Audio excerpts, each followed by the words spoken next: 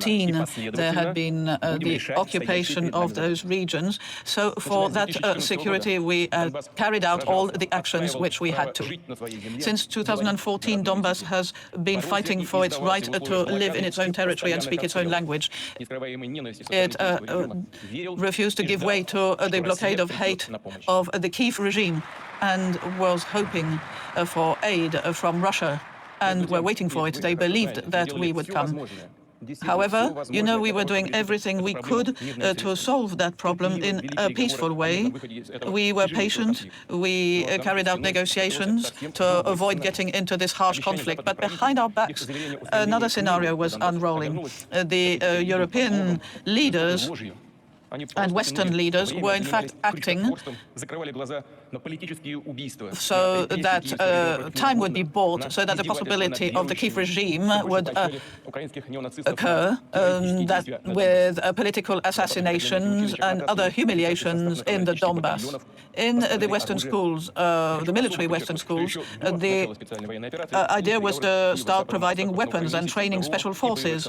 There were negotiations between Kiev and the Westerners so that air defense systems would be provided and other heavy weapons, and the Ukrainian regime went as far as asking for aid from nuclear weapons, and the Western powers were organizing secret laboratories for biological weapons, and they were getting ready to provide everything needed to Kiev for a big war. And this is what is now happening. They've done this completely shamelessly. In the same the format of Normandy was just a bluff. Blood was being shed in the Donbass, and Russia was trying to find a pacific solution. While life and death was occurring for people out there with false cards. A lot of decoys and destruction. They destroyed Iraq, Libya, Syria, and it's a shame that they'll never be able to free themselves from the notions that honor is being trod upon. They think they can go on despising the whole world and despising their own countries. They also have cheated their own people by claiming that they were trying to seek peaceful solutions, including at the Security Council for the Donbass. But all this was just a pack of lies and a systematic disinformation. In fact, it's not just us and our interests. To stop this distinction between countries which are so-called civilized in the world and other ones, and to use that to allow them to be even more aggressive, we were ready to have an open dialogue with the Western world. We needed a security system to be found together, and we wanted to work on it. And the answers we got were either hypocritical or confused, and on the contrary, they were moving NATO closer to our borders. They were deploying a bigger setup for air missile defense. They were trying to get closer to our borders and pushing their umbrella. And no country in the world has as many bases outside of its territory than the United States. They have hundreds of military bases everywhere in the world.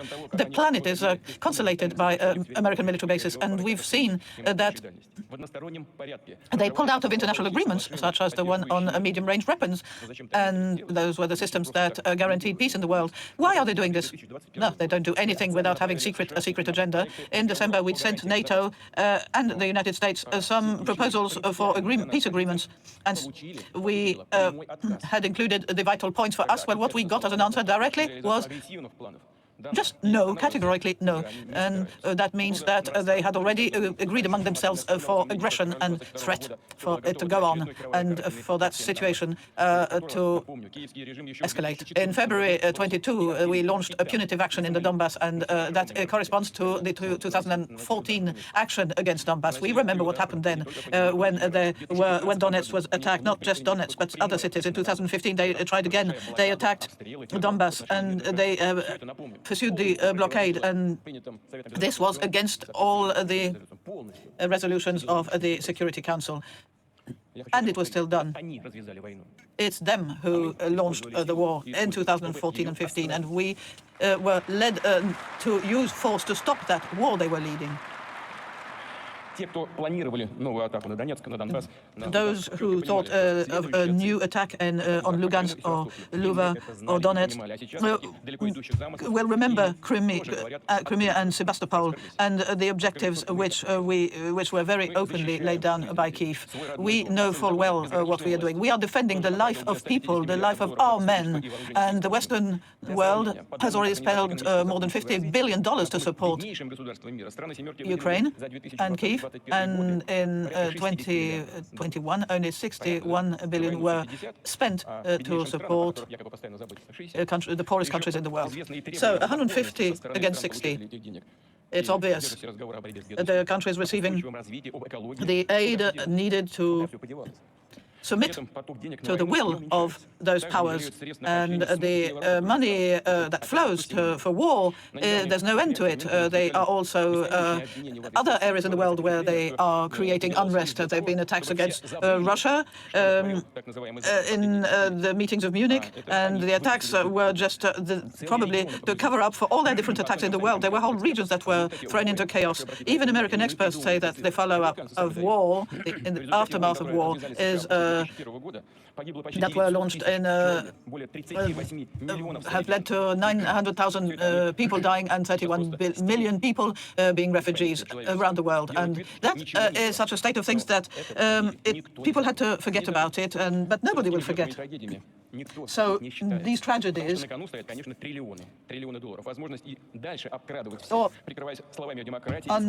not something that can be put aside. There are millions of dollars which are spent to set up systems which are supposed to be democratic in the world, and in fact they're just other authoritarian systems. They have to paint the enemy black so that their own corruption scandals can be covered up and forgotten, so that their internal economic problems are put aside. At the beginning of the 20th century, the Western world had plans and actions which opened the path to Nazism, and it is now a pattern that is happening again. Destruction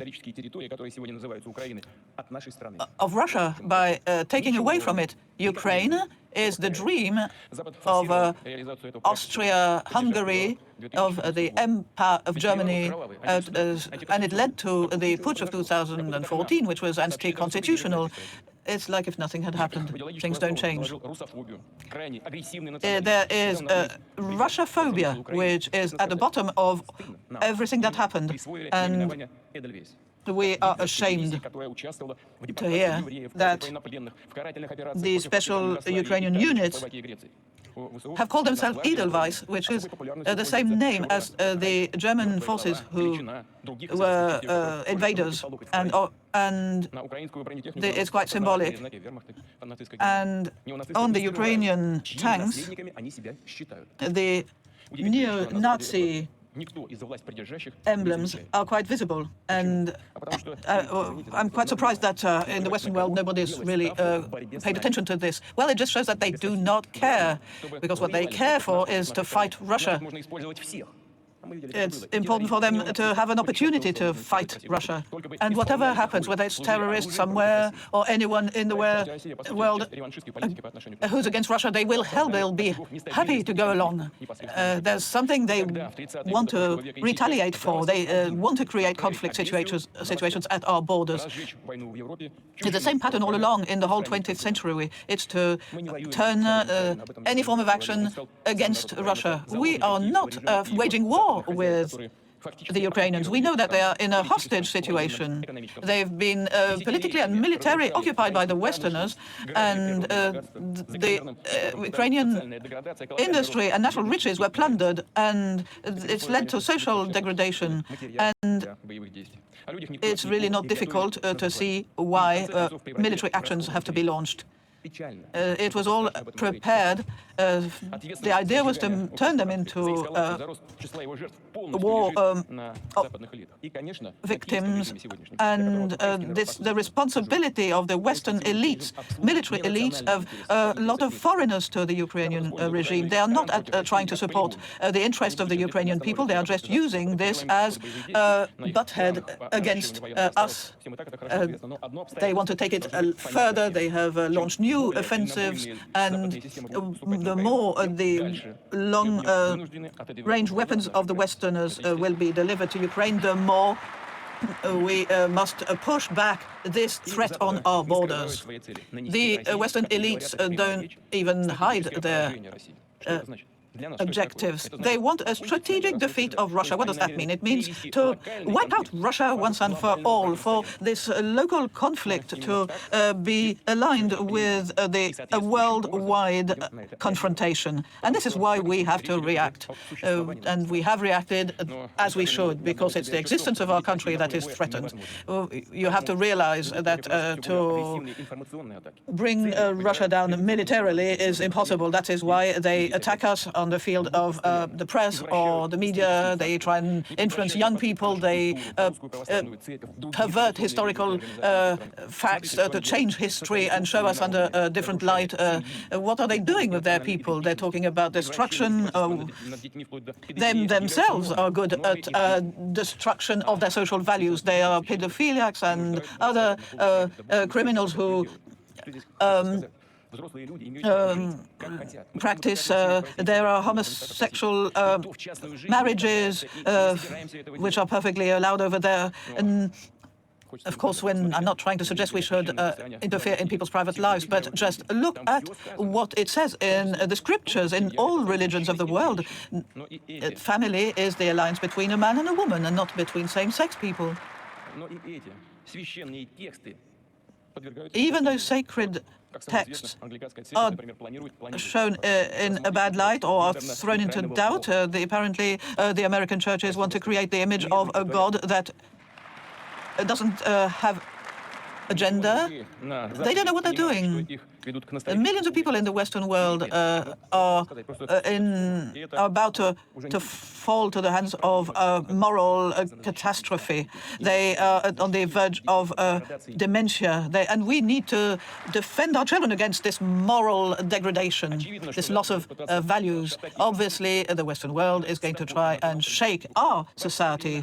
They are going to pan in on the traitors who themselves have turned against their own fatherland, and they are ready to pay them to do that. Some have chosen the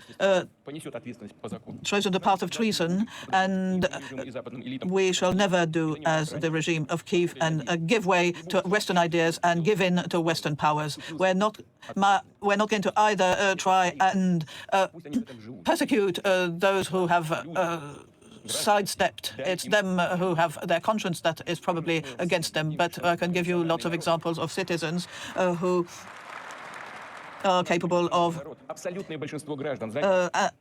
putting that sort of behavior at its right level. In the multinational context, fortunately, there are many people who understand our action, and we have the support in the real patriotic movement that is happening. It's a historical moment for the Russian people who is expressing this will to take its destiny into its own hands. And friends, I would like to thank you all, to thank the Russian people for this courage, this resolution. I would like to thank our heroes of our army, of our navy, of the Russian Guard. I would like to thank the volunteers, those who are participating in the Basque group, and I can't name everybody. Sorry, when I was preparing my speech, I thought of so many. I had such a long list of all those who are fighting for the cause. I can't name them all. So those who weren't mentioned, I apologize for them. I thank the families, the wives, the mothers of soldiers. Also, I would like to salute the doctors, the nurses, the railway staff, the civil engineers who are rebuilding the infrastructure, those who work in the armament industry 24 hours a day, those who are farmers and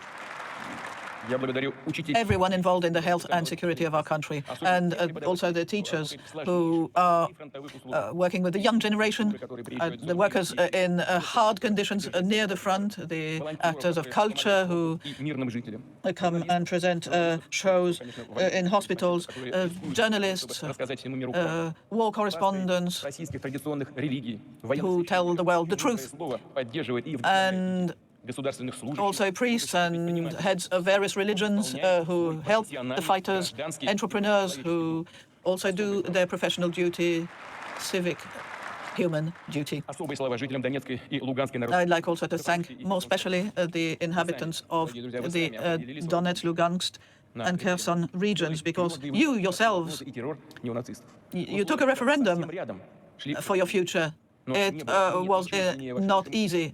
You were close to the combat, but nothing is stronger than a resolution as expressed in that way to be in your country, Russia. We've started and we shall go on.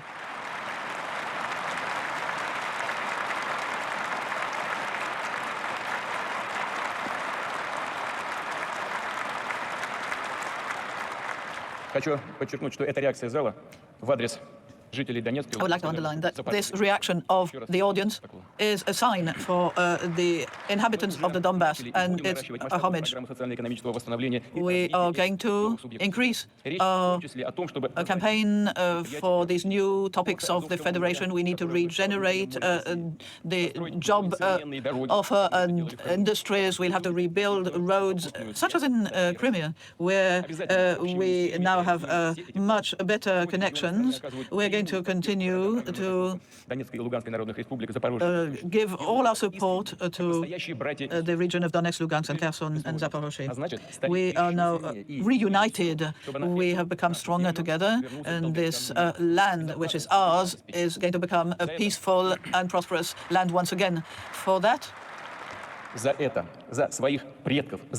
purpose, for our ancestors, for the future generations, for re-establishing justice, our heroes and our soldiers are still fighting. And I would like to ask you to pay homage to those who have given their lives, in particular in the civil population.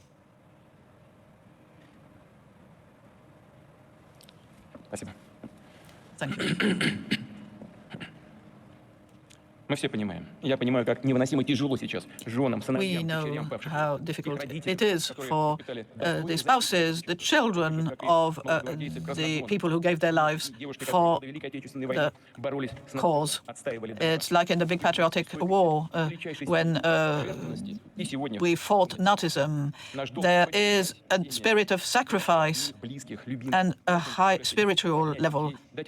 We need to support those who've lost their dear ones. There's a generation of fighters who gave their lives, who need to be supported, to whom we should pay tribute. We need to create a fund, a national state fund to give personal help to all the members of the families of victims of the special military operation. It will be a help which can be medical or psychological or social, or help for holidays or sports or training, vocational training. This fund will allow support to be given for those who are disabled, for their lives to be improved. So all this needs to be set up, and this new fund will operate as simply as possible with a single window to support each of the families of the victims. Of those who gave their lives fighting. Each of those families needs to obtain the help they are owed. The setup of this fund will be deployed in all the regions of the Federation of Russia. Already there is some help for the former combatants of the big war, and this new fund will take care of the victims of the special operations, and will be done with the help of the regions and the municipalities, who will have to list the former combatants who are in their district, so that everyone gets the help they need. We also need us to go to the front line to carry some help of that type.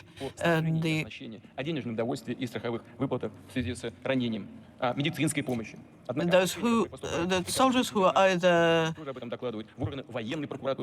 volunteers or part of the army need reinforcement. I understand by the numerous appeals to me that there is insufficient provision of various needs, and everybody can understand that it is a very heavy going to provide everything each mobilized person needs, each military part of the special operations, to provide for everything so that they can have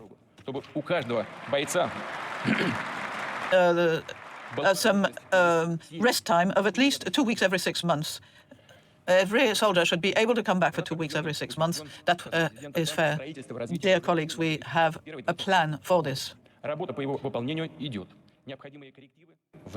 We also have a plan for rebuilding the armed forces from 21 to 25. This is a plan in order to strengthen our forces of the Army and Marine and Navy, and we have to take stock of the experience of the special operation. It's very important to re-equip our forces and nuclear forces. We have to reach a level of preparation of at least 90% in all the areas of the military force. The officers we have demonstrated a great ability to carry out their duties, and they, however, they need to get further training. This is quite necessary in the military area as well as in civilian forces, in all the decision bodies. Those men need to understand that their country is in a position to use the best they can give, and we have the technical means. We have high-quality forces, very much superior to their counterparts in other countries. But we need to step up the production of our weapons, and we need to do this based on our scientific and technical means. We will have more procurement by the army. Our industry armament uses young talent from people who, in line with our tradition, will do everything they can towards the victory. We're going to reinforce the workers' collectives. We're going to increase the salaries so that the armament industry can provide housing to its staff at prices which the government will subsidize. We had this discussion. This program needs to be developed, and we're working on it in full detail so that the subsidized housing is developed in the cities where the armament industry is based, and also where research and development are carried out. It's not exactly a military action. It's not what the Western world thinks. They launched economic attacks against us, but they haven't achieved anything. The sanctions actually punish those who have declared them. In those countries, they are having to close their industries, and they say all the time it's because of the Russians. But what means were used in this aggression? They tried to cut the links with the Russian enterprise. They use misinformation to prevent our companies from selling to them. There's been actually a theft of our reserves in international currencies, and they said themselves, we need them to suffer, but in fact their own citizens are suffering. They want to make us suffer, make our citizens suffer. They want to